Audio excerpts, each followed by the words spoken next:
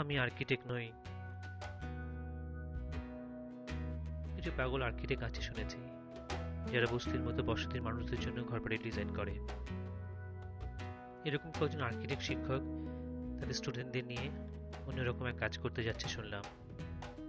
এই গল্পের একজন হতে আমি ক্যামেরা হাতে ওদের সাথে শরিক হলাম। দেখি না ওরা কি করে। পুরা কোর্সটাই এক্সপেরিমেন্টাল অনেকটা, যে আমরাও কমপ্লিটলি ক্লিয়ার না যে কি করতে যাচ্ছি আসলে। স্টাডি করার সময় সবাই অল এক্সাইটেড, এটা কাজ করতে হবে, কমিউনিটির সাথে মিশবো। Then the second period was the most toughest, যে we were all confuse what to do.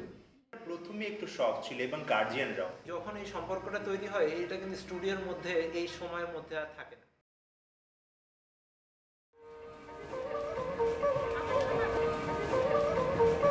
এই ট্রেনের সঙ্গে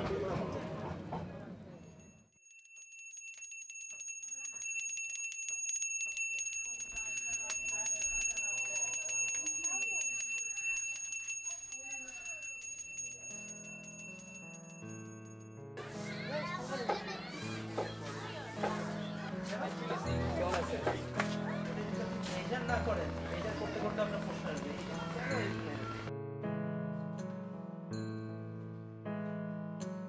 বন্ধ ছিল হাওয়ার আনাগোনা,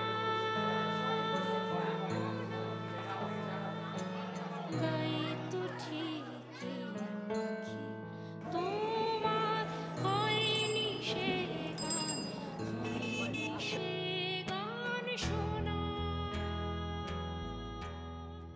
তো আপনারা যদি এই পাশের বাসাগুলোকে 6 ফিটের মধ্যে উঠায় ফেলেন, তাহলে দেখা যাবে বন্যার সময় পানিতে এসে চলে গেল। কয় মাস পর এটি আয় বছরের কথা তো। এটা সরকারের দেখতে হবে। আমরা ছাত্র তো, আমরা খালি বলতেছি যে এমনি পড়া সম্ভব।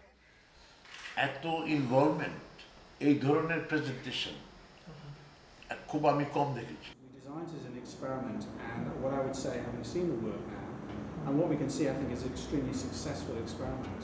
আমরা যেটা বলি যে sympathetic project, but it's a real project. তাদের হাতে আসবে ঘুরে,